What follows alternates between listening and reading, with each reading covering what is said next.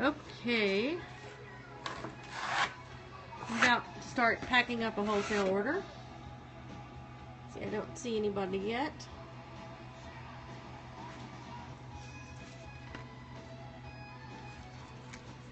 It's alright. So, hey there, Dirt Burner. Alright, so today I've got a couple of wholesale orders to pack up, and so Alex is here. He's my lovely assistant, Alex LaPella, here, and then I'm Lisa LaPella, and we are together LaPella Pottery. So most of our work is collaborative. We go back and forth between the two of us. Hey, somebody said hey, Alex. Hey. So that's Alex, and I'm Lisa. Hi. And we're kind of helping each other out this morning.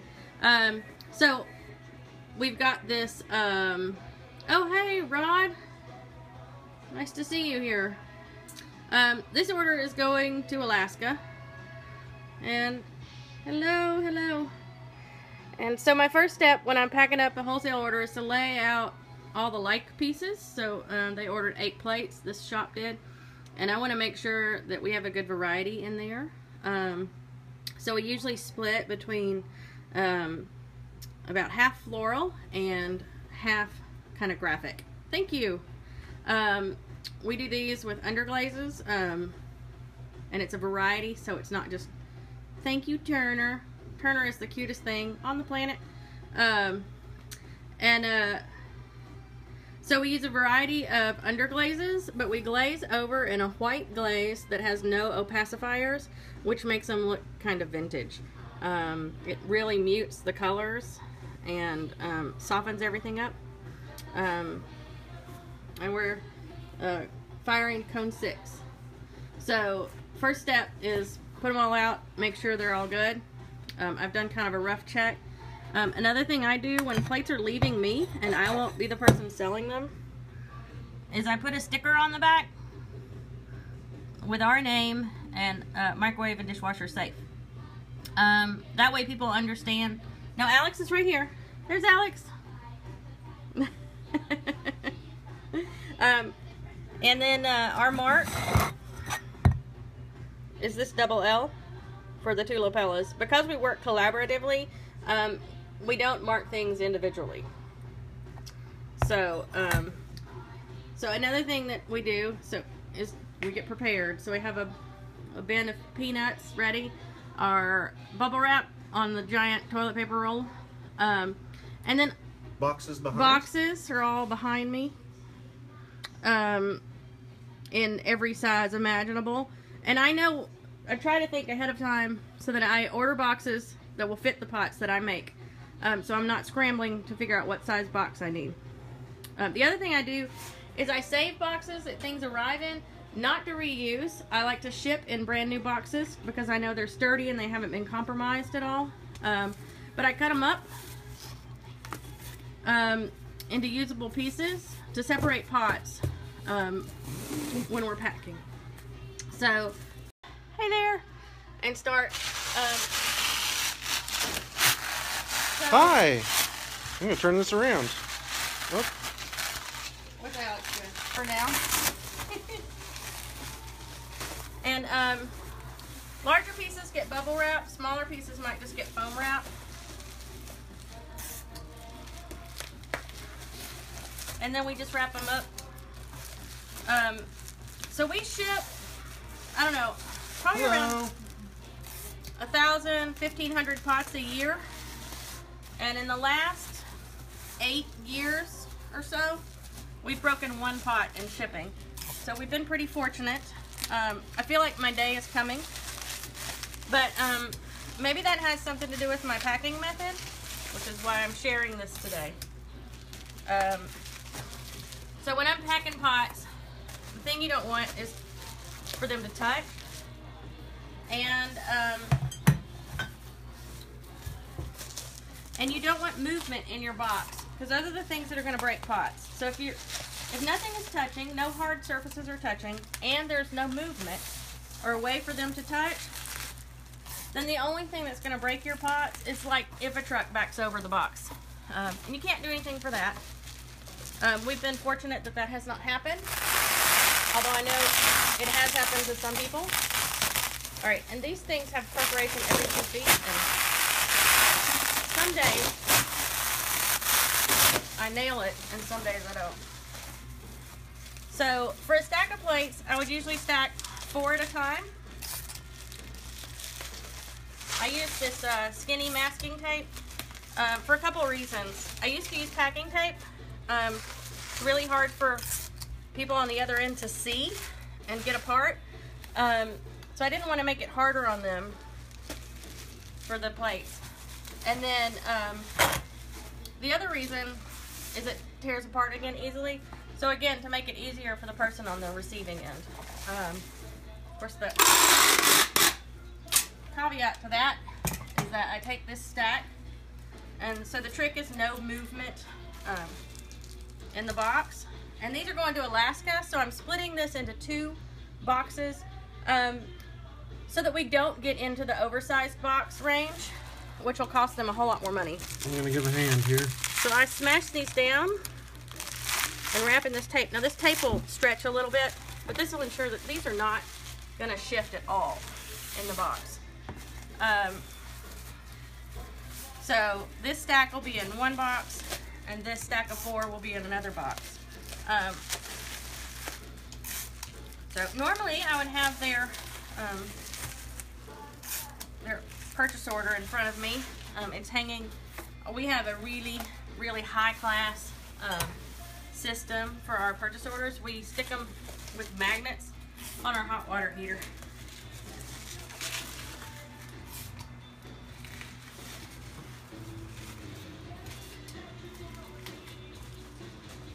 So my goal is to get any protruding edges covered.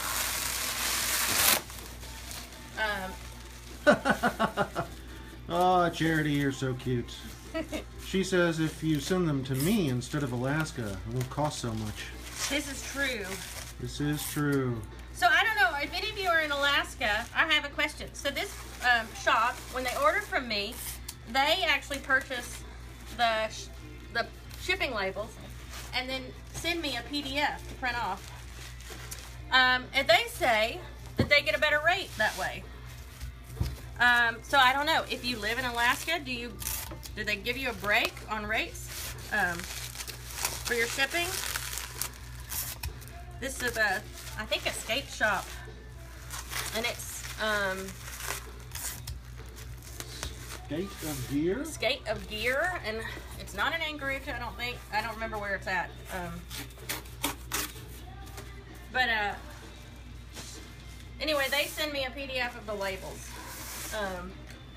Now, because when I priced out what it was going to cost to send this order to them, it was like half the price of the pots.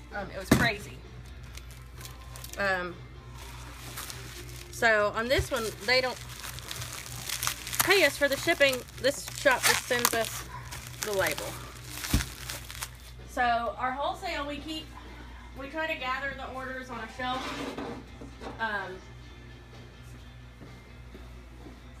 So they also ordered these creamers, which Alex kind of hates making them. I enjoy them. They're time consuming. I don't hate making them, but I don't get them made very quickly. They have a throw cylinder, and I cut a V out here, and then I hand build a little spout, and then add that back in and smooth it all out, and then a little pinched out handle. So one of my tricks when I'm wrapping up anything with a handle is the first step is I fold over the bubble wrap in a double layer so that it will wrap, I'll turn this, so that it will cover the whole handle like this, okay?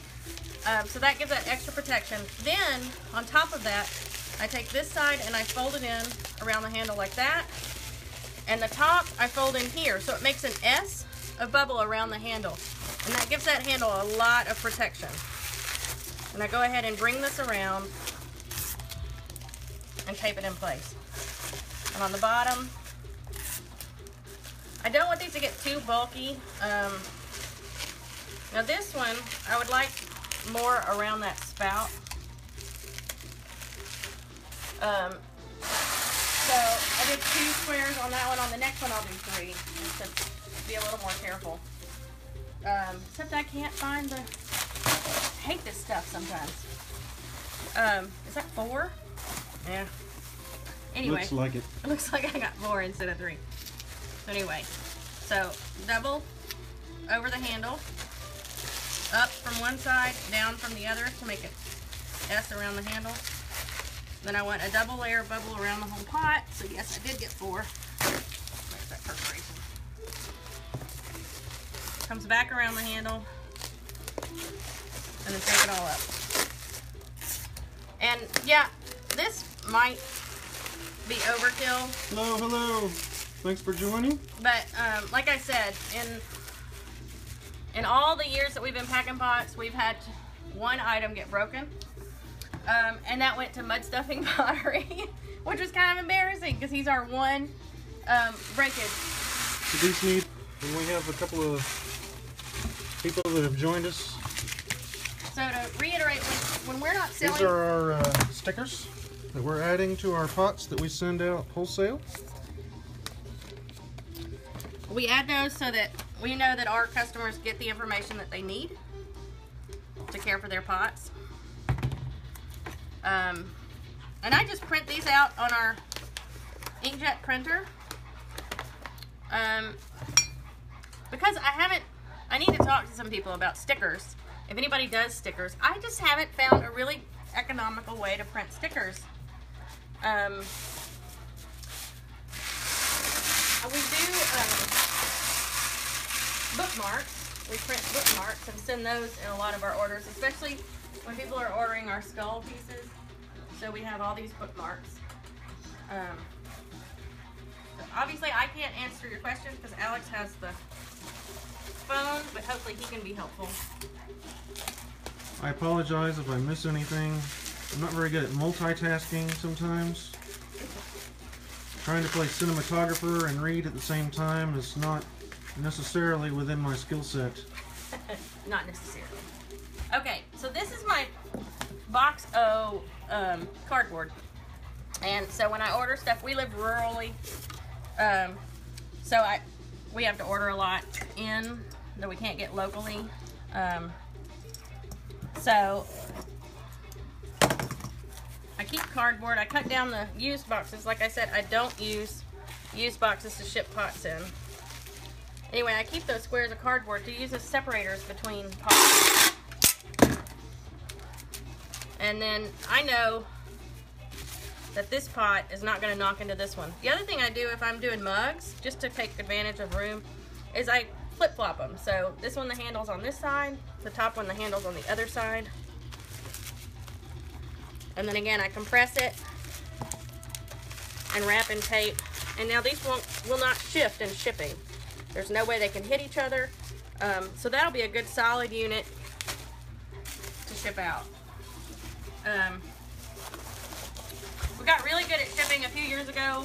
We did wholesale with fab.com, which was at the time was a flash sale site. And they would give us a call. We would have 3 weeks to make 1,000 pots. Then they would go live on their website and they would sell out in 2 or 3 days. The sale lasted a week. So at the end of the week, there was a drop ship situation. So at the end of the week, we would ship out 1,000 pots. And our contract stated that we had 3 days to get those pots out. And most of those orders were single pot orders. So we got pretty fast and efficient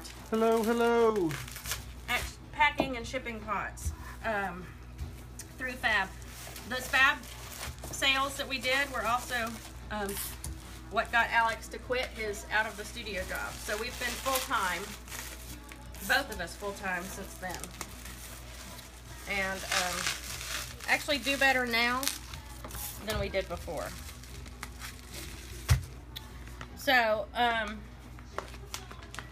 the last thing they ordered were these little dishes. And these are just like little spoon resty things. So I want to see again that we've got a pretty good variety before I pack them up. Last week we sent out an order and we're in a rush. She wanted stuff like this. And we didn't realize it, but there were a whole lot of repeat colors in her order. So this one has an old sticker on it I need to get off.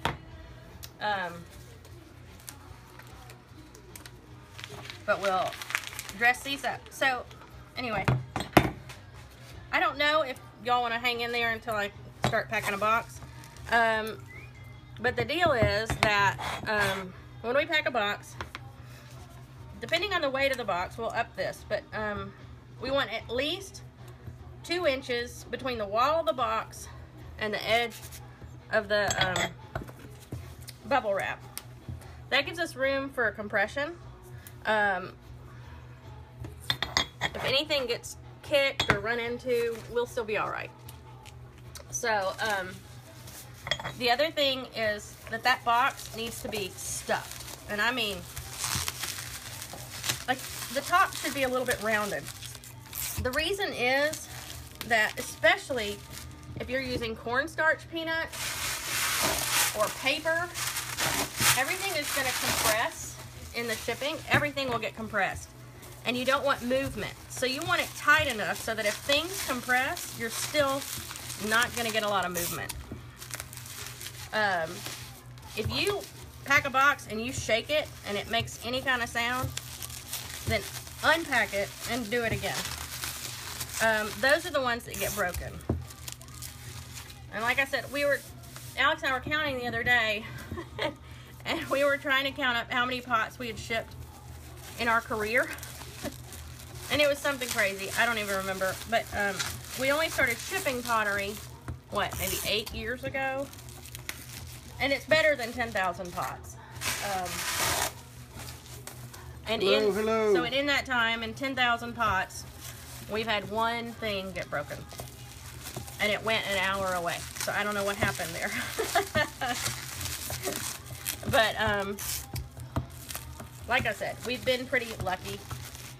Now these smaller dishes, because they've got like multiple layers of bubble wrap, even with just one sheet,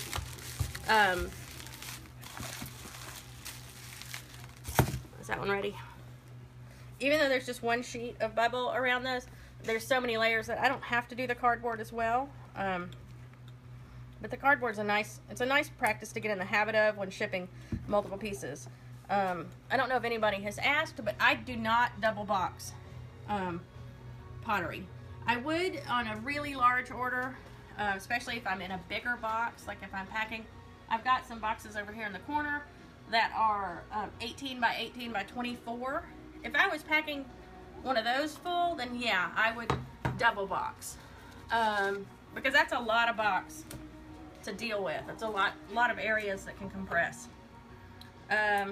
But like these are probably going to go into 15 by 15 by 12s, or I don't know, these are just luncheon plates, right?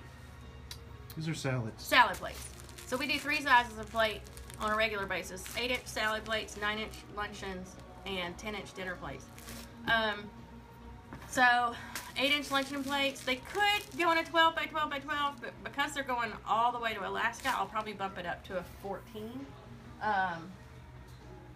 Just to give them a little extra room. The farther things are going, the more likely it is, the more time they have to get into trouble. So, anyway, these little dishes are big for our wholesalers, wholesale accounts, because it's something small that they can try out and get in their shop, and if people respond to our work, then they are good. So, checking out some pots this morning. These are wholesale. These are going to Alaska. This is trying to share some tips. So again, I'm going to pack these up so that they can't knock together, and I'm not exactly sure how best to do these. These are not really gonna, I think I'll do these in pairs, like this.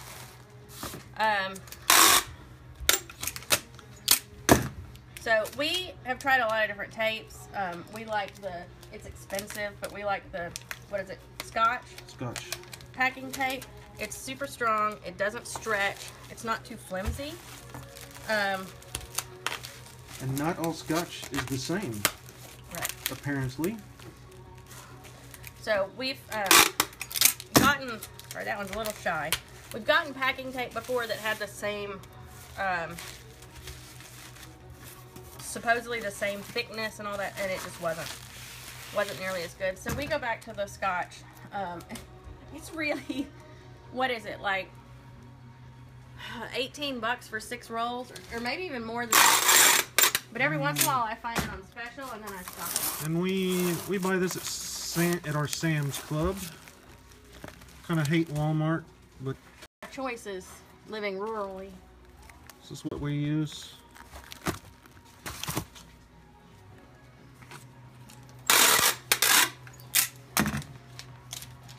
So,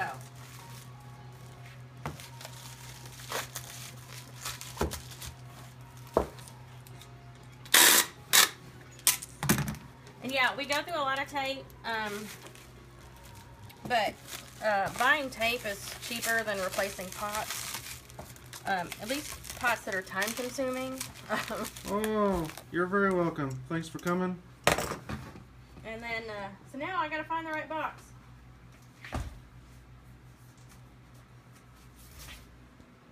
Should be this guy. So this is a 14 by 14 by 14.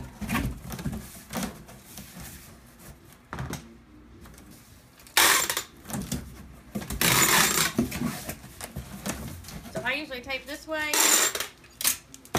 and then tape down the edges. This way nothing can catch in the machinery, because a lot of these just don't ever get handled much by human hands once they leave us. So and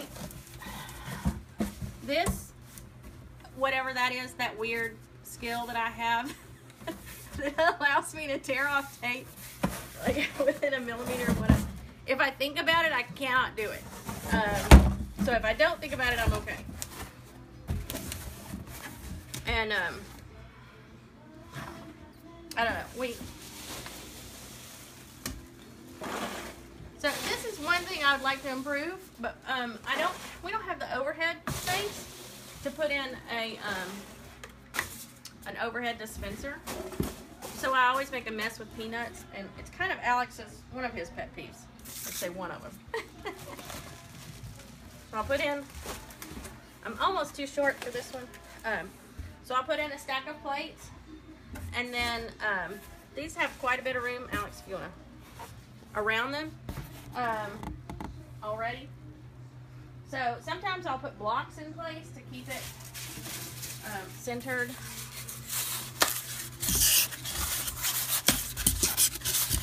And again, so these are free cycle, except I don't actually free cycle. I have some shops around town that save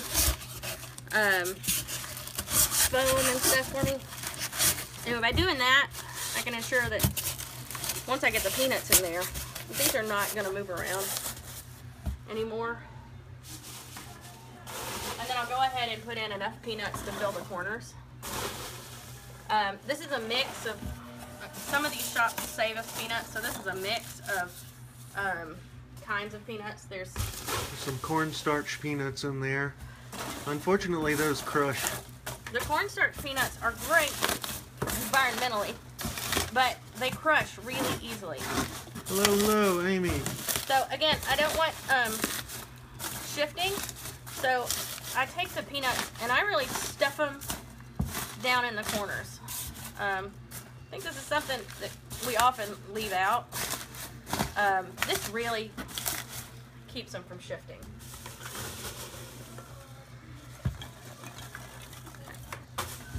So then I'll take, let's see, another piece of cardboard and lay it on top.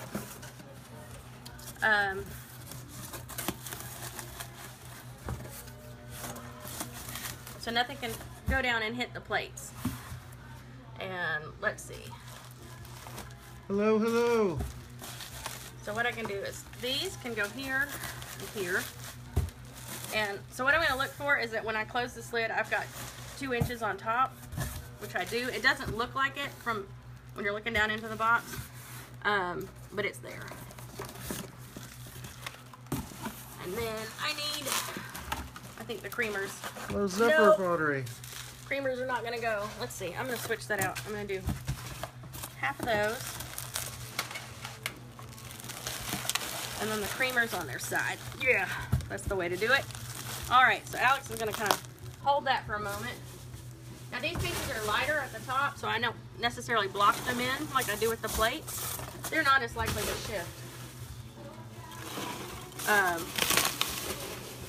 So I fill, and stuff. That's really the key, especially in the corners. The corners are kind of your weak spot. So I make sure to really fill the corners with peanuts. I was really careful, especially wanted to be careful when we were working with Fab, because we were drop shipping so many pots, and the recipients didn't necessarily know that. So I knew that if I had breakage, that would reflect badly on Fab and could put our contracts in danger. So I wanted to be super careful about that.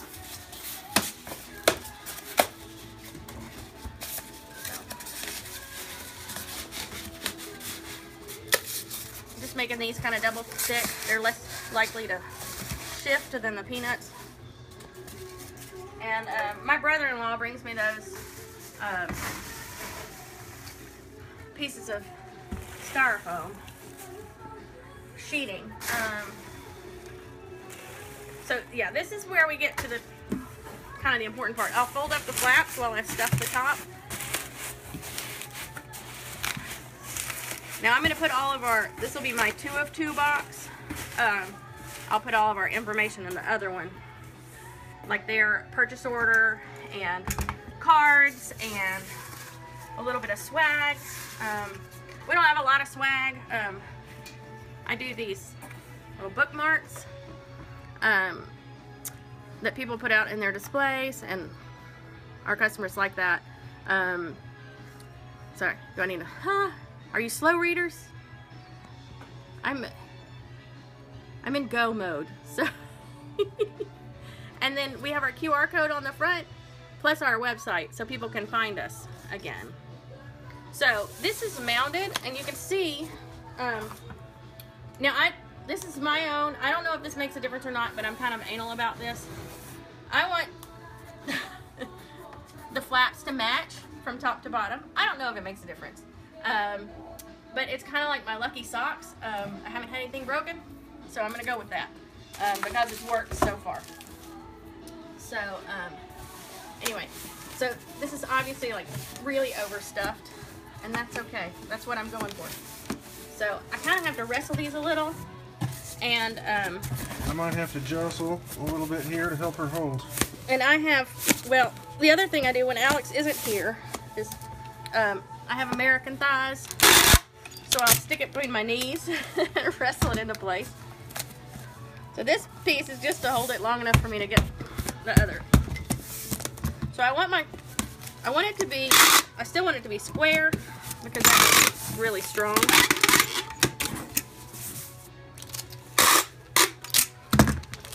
And then cover those edges so the machinery doesn't have anywhere to catch.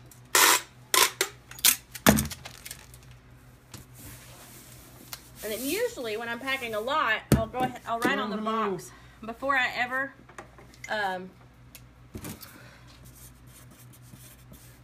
ever start, so that I don't forget halfway through the order whose order I'm packing up. So there we go. And okay, so listen. There's no noise coming from the box. There's no shifting. There's no nothing. It's totally silent, and that's what I want. So this box, later this week, will arrive in Alaska, Anchorage, somewhere. I don't know, somewhere in Alaska, for a shop up there. Sorry, I got popping tape right here.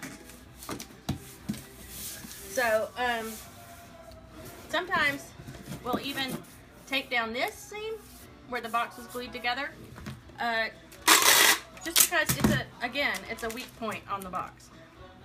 So there's my weird Rain Man skill again. Cutting tape exactly the right length. That comes from packing thousands of boxes. Alright, so there you have it. That's how we pack a wholesale order and make sure that everything gets there safe. Have a great day.